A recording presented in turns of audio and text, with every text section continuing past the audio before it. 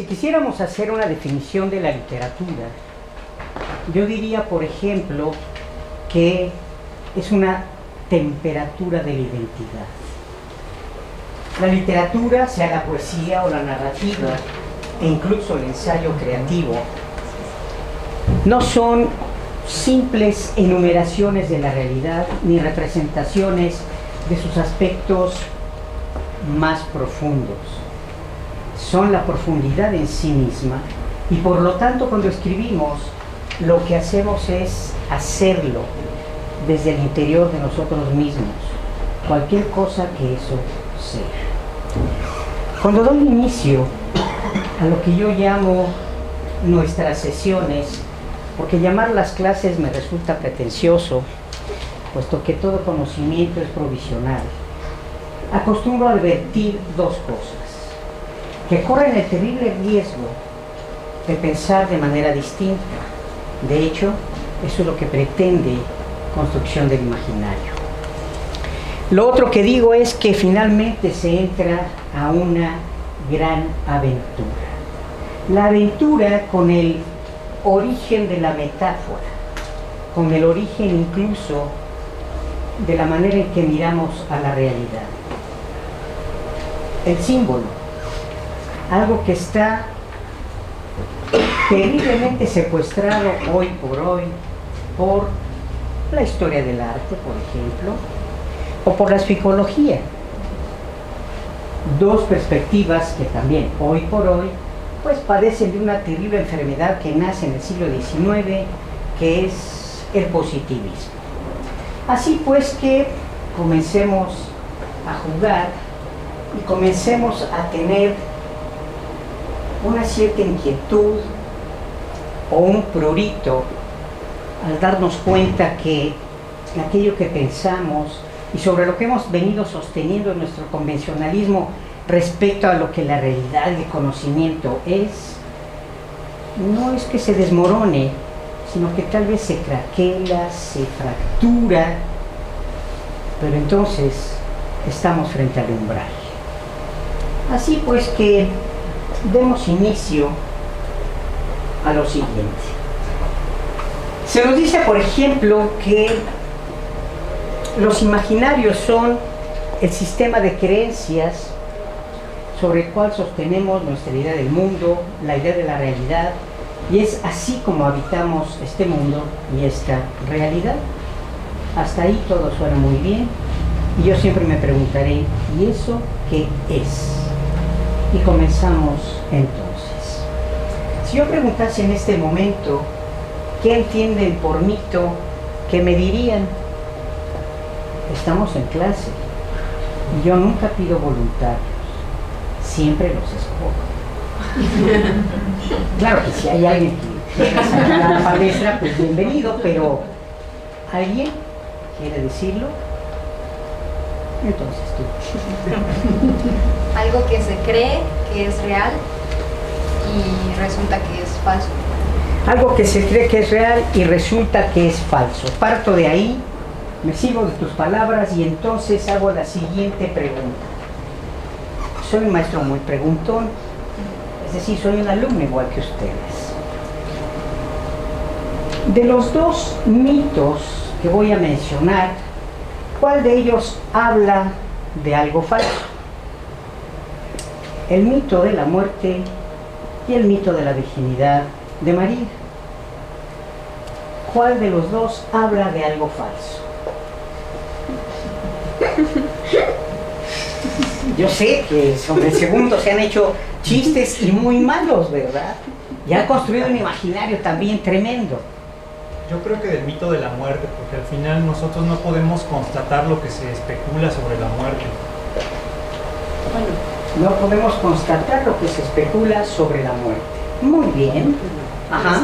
Pero sabemos que es un hecho, que como seres vivos tenemos una fecha de caducidad. Como seres vivos sabemos que tenemos, lo has dicho de una manera mercadológica muy interesante, tenemos fecha de caducidad. Muy bien. Y por el otro lado nos dice nuestro compañero que es falso el mito de la muerte porque no podemos especular respecto a ello. Sin embargo, en efecto, la muerte es un hecho, aunque no sabemos qué clase de hecho es. Sin embargo, aquí el asunto se pone muy interesante porque quizá lo que debieron de haberse preguntado en principio era, más que dar la respuesta que asumimos correcta o no, es ¿por qué he comparado, toda vez que nuestra compañera nos dijo que es algo que se cree que es cierto pero que resulta que es falso, ¿verdad? Dije que la muerte es un mito, lo que de ninguna manera separa a la virginidad de María de la muerte. Pero para eso, bueno, no solamente tienen que venir a la escuela, sino que vamos a continuar el día de hoy con esta reflexión. Y lo voy a hacer a partir de una definición. Ya sabemos que cuando tenemos las definiciones, el conocimiento está con nosotros y basta con repetir dicha definición para entender lo que las cosas son. ¿No es cierto?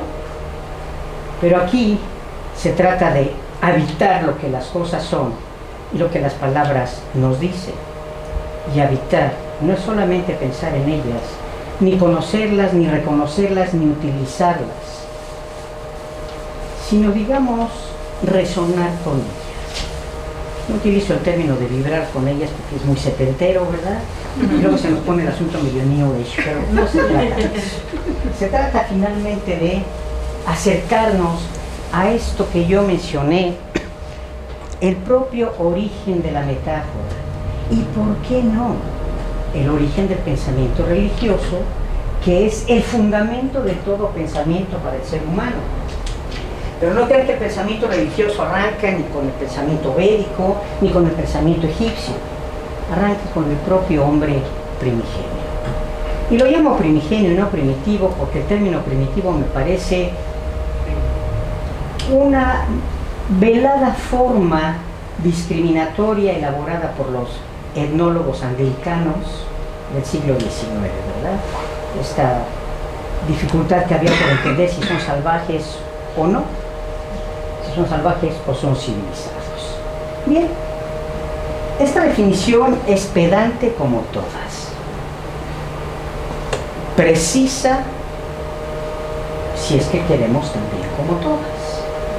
Mito es acción y representación simbólicas de la experiencia del hombre con la realidad en circunstancias límite. Porque los mitos en realidad, si lo piensan ustedes bien, son astrofísica, sociología, ciencia política, pensamiento religioso y la psicología más profunda, y le pongo la P, ¿sí? Porque es importante, y la psicología más profunda que conocemos. No me desvío, solamente hago una referencia a esto.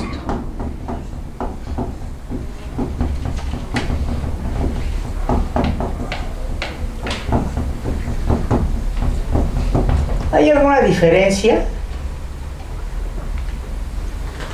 Diríamos que quitamos la P porque como la P es casi como la H muda, no decimos esto, pues se la quitamos, ¿verdad? ¿Estaremos hablando de lo mismo? ¿Sí? ¿Quién dijo no? No, yo creo que no. Pues a mí se me hace extraño, no sé decirlo, pero... ¿Sin P? ¿Se te hace extraño sin P? Pues se me hace extraño. No, bueno, en el periódico de la Revolución Instantánea, perdón, hay ciertos diarios en México que utilizan la jornada, por ejemplo, le quitó la P sin saber lo que esto significa. No, sí sabe, pero dijeron que ya no se iba a usar, ¿verdad? ¿Qué es la psicología entonces? ¿Sin P? Pues es la psique. No, de arriba es la psique. La psique sí, la psicología es la ciencia médica que estudia a los higos. ¿Sí? Y los higos son los forúnculos. Todo tipo de acné, y erupciones cutáneas purulentas. Así que solamente lo mencioné de esta manera y así jugamos un poco en clase, nos vamos metiendo con las palabras y el conocimiento. Pero decía yo entonces que se anotaron la definición bien y si no, pues ya se acordarán de ella en algún momento. Bien, mito, acción y representación simbólicas de la experiencia del hombre con la realidad en circunstancias límite. Como les dije, es pedante y bastaría con que la pusieran en un examen como respuesta y tienen 10. ¿De verdad? Porque a fin de cuentas la definición quizá no nos diga nada porque ¿qué es un símbolo? Ya ven que soy muy preguntón. ¿Qué es el símbolo? La pregunta siguiente es esta. ¿Por qué los símbolos son polisémicos? ¿Por qué los símbolos tienen una multiplicidad de significados? ¿Cuál sería la respuesta al respecto? Que depende quién lo interprete. Porque depende quién lo interprete. Depende del contexto, la cultura. Depende del contexto, la cultura. Efectivamente, ahí está en su operación, en su dinámica propia, ¿verdad? Representan algo. Pero alguna vez se han puesto a pensar que la polisemia del símbolo, en tanto que es la primera forma de intermediación entre el ser humano y la realidad, es polisémica precisamente porque en el origen de esto que llamaremos la conciencia del hombre y de su mente y de su pensamiento no había neuroconectores y que entonces sus sentidos percibían la realidad en una multiplicidad de dimensiones, una pluridimensionalidad de la que hoy, por ejemplo, pues solo los místicos tienen el referente y los chamanes, pero los chamanes en serio, todos aquellos que son capaces de percibir la realidad y representarla en términos simbólicos. Los símbolos están vivos, solamente que hemos perdido la costumbre de actuar en función de ellos. Y para esto entonces me voy a servir, en esta clase estoy dando como 5, así que voy un poco a prisa, estoy haciendo la síntesis. Vamos a hacerlo otra vez de un relato que ustedes conocen, pero en realidad no conocen. Es un relato estrictamente matriarcal, nos ponemos a tono con el imaginario contemporáneo. Es un relato donde la participación masculina es circunstancial, seguimos poniéndonos a tono con el imaginario contemporáneo. Es un relato que evidentemente, y como bien se dijo por ahí, dependiendo del contexto y de la cultura, puede tener diferentes interpretaciones, dependiendo incluso del momento histórico también. Este relato, ¿qué tendrá?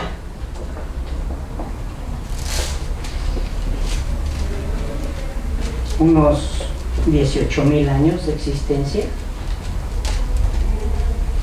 ¿Dónde surge? ¿Les gusta de Malasia hasta Islandia? ¿Les gustaría desde África hasta Rusia y los países escandinavos? Ah, y luego por ahí de pronto aparece en el Popol Vuh un texto de nuestras raíces, ¿verdad? Porque somos mayas, y somos aztecas, y somos tarascos, y somos purépechas, y etcétera, mesoamericanos. Muy bien. Una pareja de esposos ancianos no puede tener hijos. ¿Quiénes son?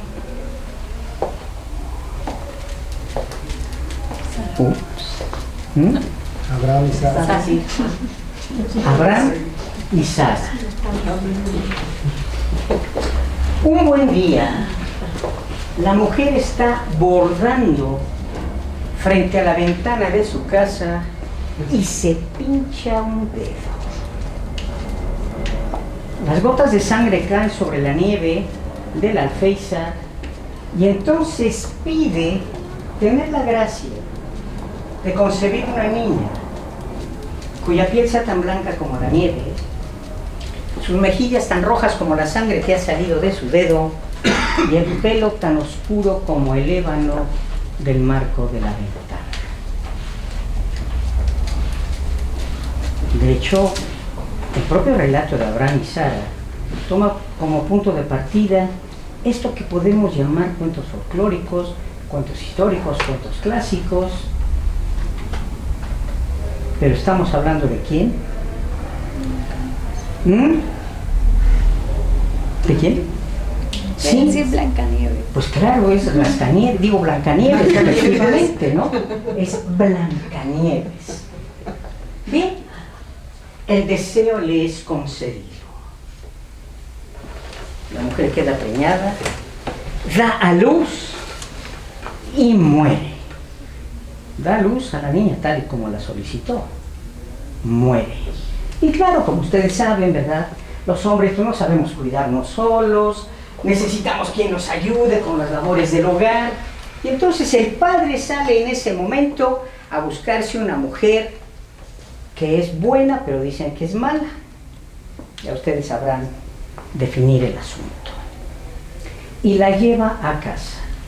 Y como casi siempre sucede, a partir de ese momento ya no volvemos a saber del padre.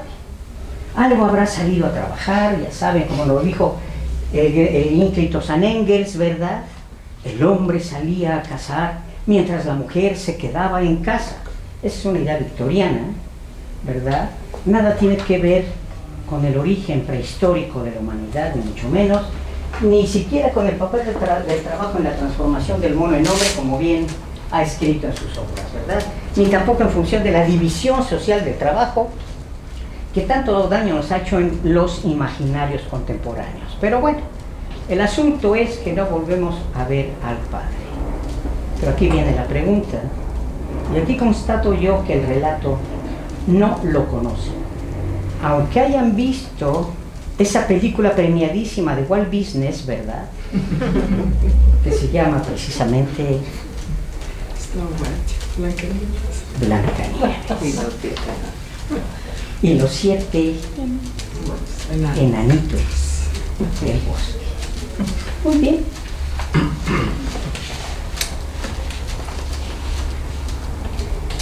¿Qué es la madre? ¿Qué es la madre de Blancanieves?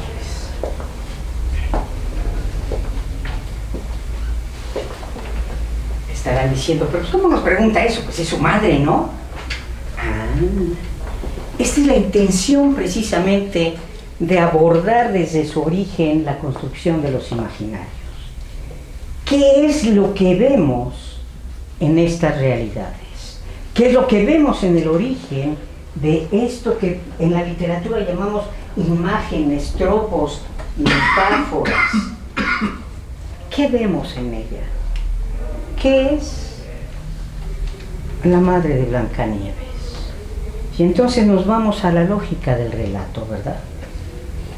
Es decir, la invitación es que piensen simbólicamente, que especulen simbólicamente.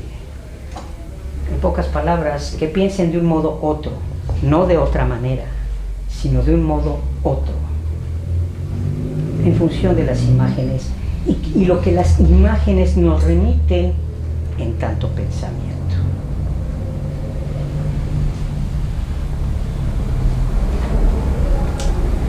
¿Cuándo está la madre de Blancanieves haciendo la petición para tener una niña como la que solicitó y le nace? En invierno. En invierno, efectivamente. Gracias, eres la primera que 30 años de dar clase, ¿verdad? Me dice la primera que es en invierno. ¿Y qué está haciendo? No está bordando, cosiendo. Bordando, cosiendo, Con la ventana abierta. con la ventana abierta. Muy bien. ¿Y qué Con creen? tanto frío. Que la pregunta no ha sido contestada todavía. ¿Qué es la madre de Blancanieves? ¿Ah? ¿Cómo?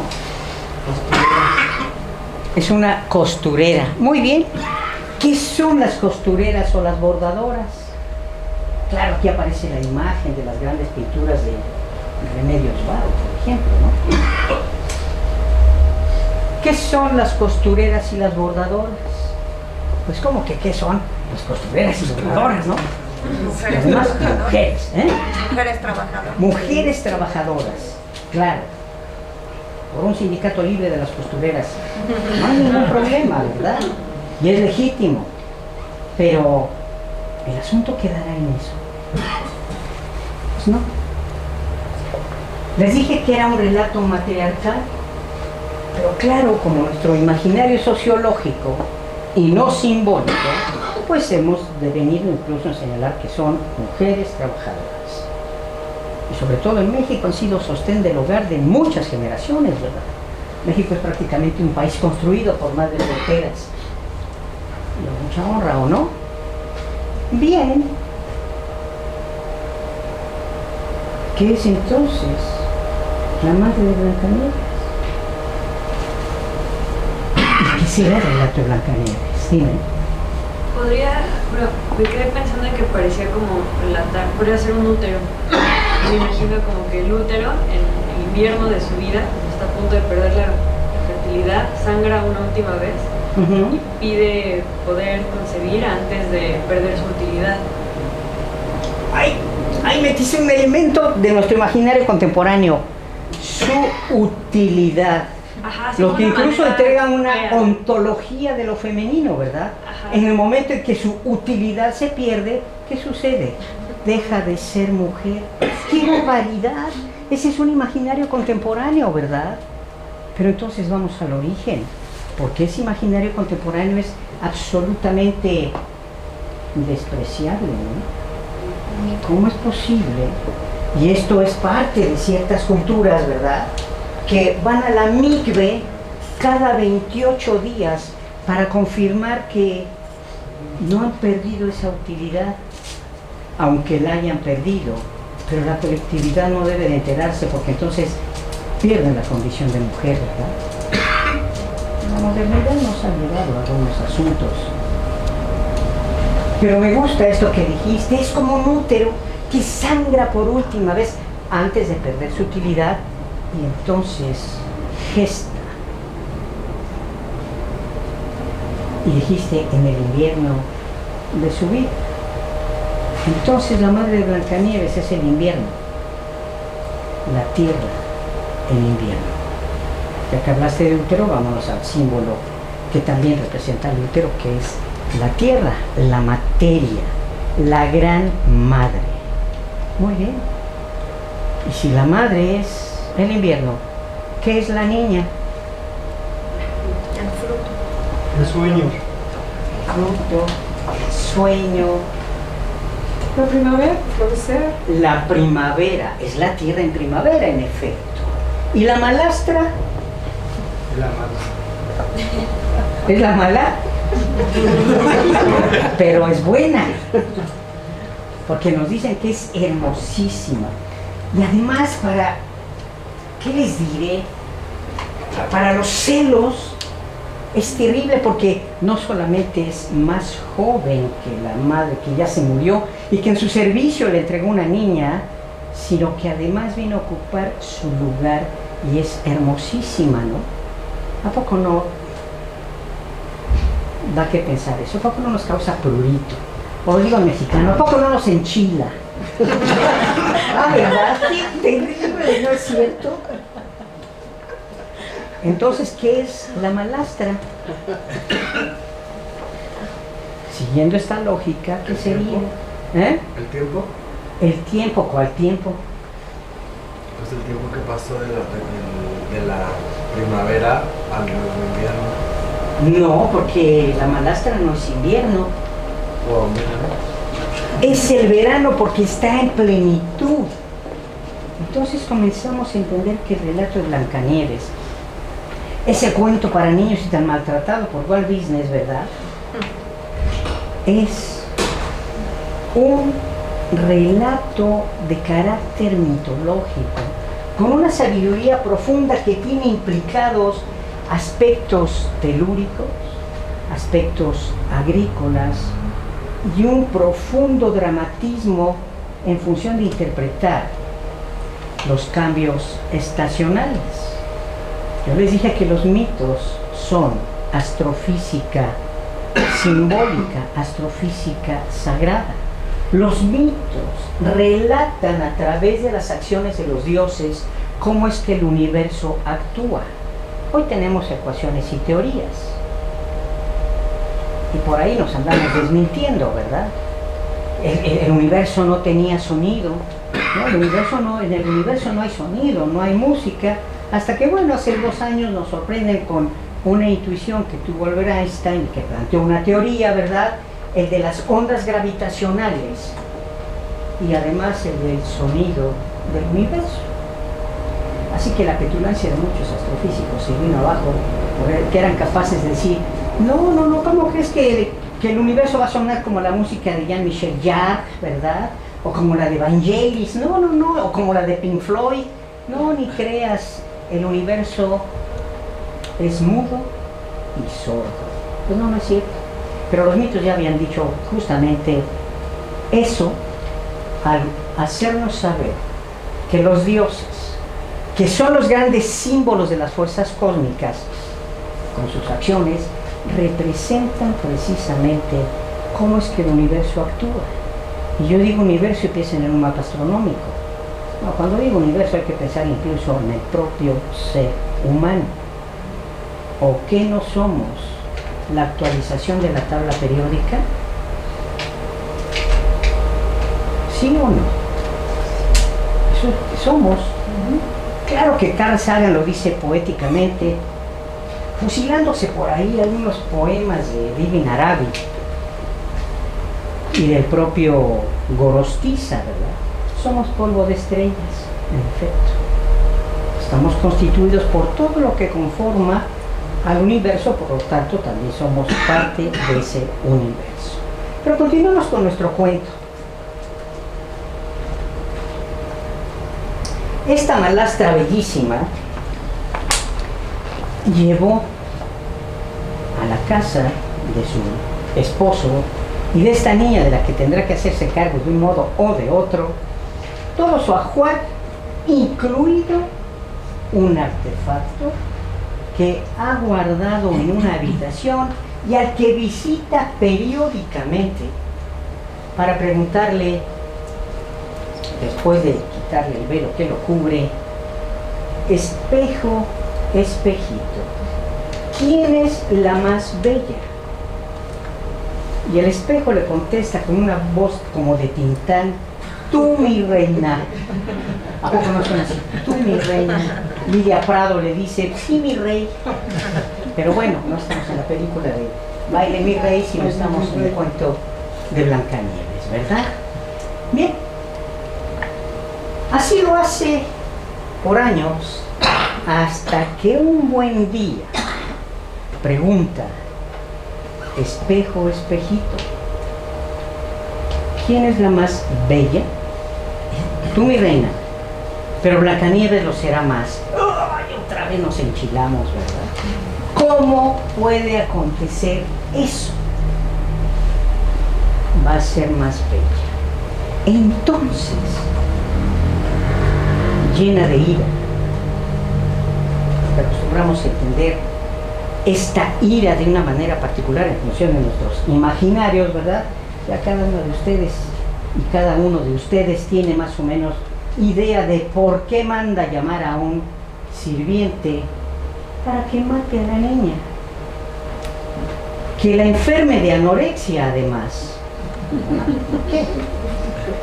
Le entrega un cofre en el que, como comprobación del asesinato de la niña, tiene que llevarle el corazón de ella. ¿Qué sirviente es? ¿Perdón? Un cazador. Un cazador. Ahí el relato se ha convertido en patriarcal. Pero bueno, vamos a asumirlo porque hoy por hoy el imaginario, sobre todo cinematográfico, nos entrega un cazador, ¿verdad? Que lleva a cabo una actitud heroica, ¿cierto? Pero yo les dije que el relato es matriarcal, así que ahí lo heroico, como diríamos, no pinta. Pero vamos a asumirlo desde la lógica de un cazador. ¿Le llevará el corazón de qué? Un cordero. De un ella, cordero. De un cordero. ¿Quién da más? ¿Eh? Ciervo. Venado, ciervo, cordero. Un venado, un ciervo, un cordero. La lógica del relato y la lógica simbólica es profunda. Yo les voy a decir que el sirviente que llama, al menos en esta reflexión que estamos haciendo en torno al relato, es un porquero. ¿Qué hacen los porqueros? Siempre caen en el garlito. Esos son los matanceros. Los porqueros cuidan puercos. Fíjense ustedes. En las cosmovisiones matriarcales y Oriente Medio arranca con una construcción matriarcal en sus cosmovisiones porque están vinculados a la domesticación de los cereales y a la creación de cultura, y eso no se puede hacer si no es de manera sedentaria. Las fuerzas cósmicas, quítenle la genitalidad y el género, fecundas, masculinas, son una potencia que permite la renovación del ciclo vida-muerte a través de la activación de la diosa. En realidad es muy importante esto, porque es la diosa quien desde el interior de las fuerzas incondicionadas en el interior de su útero es capaz de producir a su propio fecundador. ¿Sí? Estamos hablando de lo sagrado, del ámbito de realidad totalmente otra cuyo eje es el misterio. Stephen Hawking lo dice de otro modo, lo anterior al Big Bang. ¿Ven cómo los mitos tienen un sentido muy particular al respecto? Bien. Si la diosa es capaz de generar a su propio fecundador, su fecundador que es de ella, Su hijo. y al mismo tiempo, Su creador. ¿quién pronuncia estas palabras en el Evangelio? Tú eres mi hijo, mi Señor y mi Padre. ¿Quién lo dice?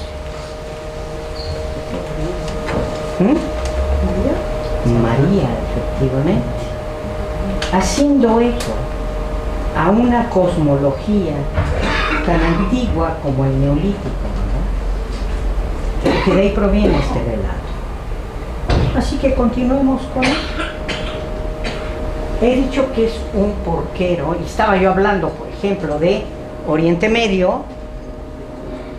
Para los sumerios, el animal donde se posaban los atributos sagrados de lo fecundo cósmico era el toro, porque el universo, el cosmos entero, igual que en la mitología egipcia, era entendida o concebida como una vaca fértil y nutricia, así que su consorte es un toro. Los sacerdotes de la vaca y el toro, ¿qué serían? Los cowboys, ¿no? Pero vaqueros especializados en la especulación simbólica que da paso a los rituales, que son la escenificación corporal y humana de los mitos, de la forma en que el universo actúa. Esos son los rituales.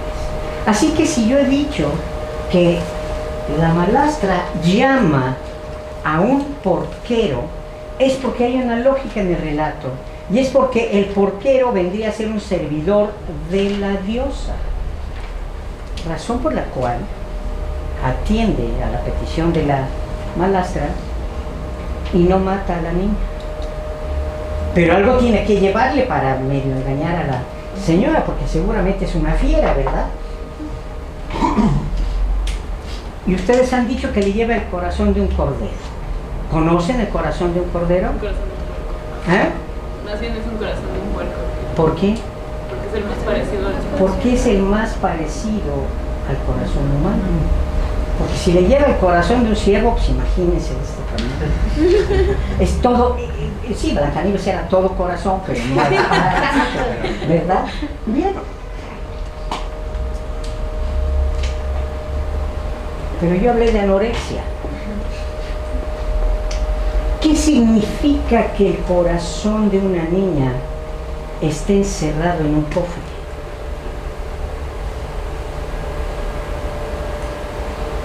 Que la madre quiere impedir que esa niña se convierta en mujer. Y esto me lleva, y las voy a dejar picadísimos, ¿verdad? Esto me lleva entonces al siguiente paso de la especulación simbólica, que es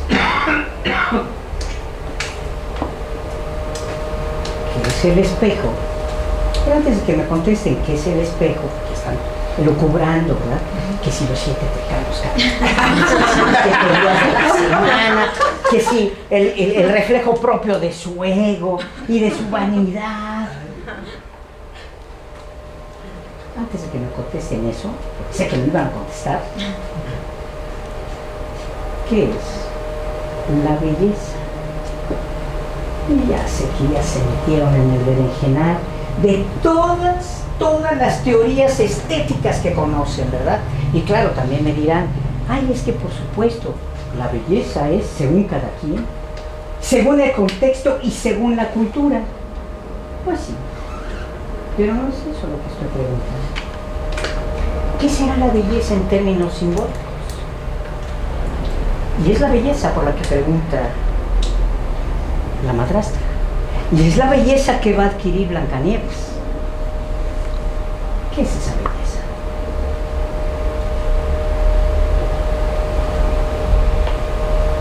Había un programa, Pedro Ferriz, cuyo tema musical sonaba tan, tan, tan, tan, tan, tan, tan. Sí, la gente de mi generación sí la conoce, ustedes no, son muy jóvenes. Muy bien.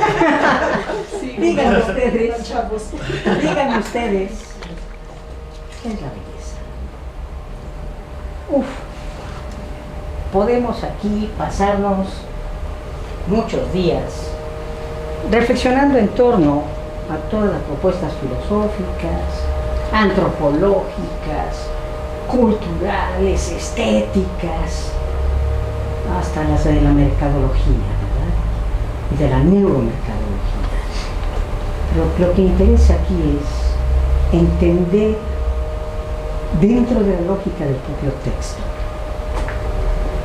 que la belleza es lo siguiente: ¿qué volteamos a ver con una mirada de un instante infinitesimal que ni siquiera pasa por el pensamiento, pero que ya nos provocó pensamientos cuando vemos a otra persona?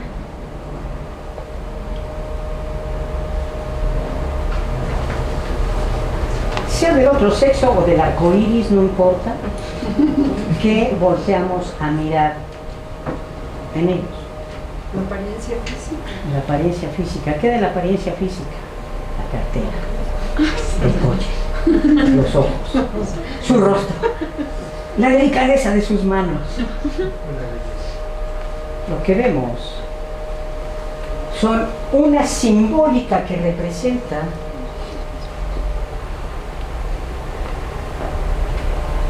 la repetición del ciclo de renovación, vida, muerte. Lo que vemos es la expresión de los contenidos cosmológicos, es decir, las fuerzas cosmológicas de lo fértil, lo nutricio y lo fecundo, ¿verdad? Pero bueno, nos escudamos detrás de nuestro imaginario para decir que los ojos, la cartera, el carro, las virtudes, pues su belleza, ¿qué será eso, verdad? Porque de ello dependía y depende la sobrevivencia del género humano. Esa es la belleza por la que está preguntando la madrastra. ¿Cada cuánto lo hace? Cada 28 días. Entonces el espejo es La menstruación.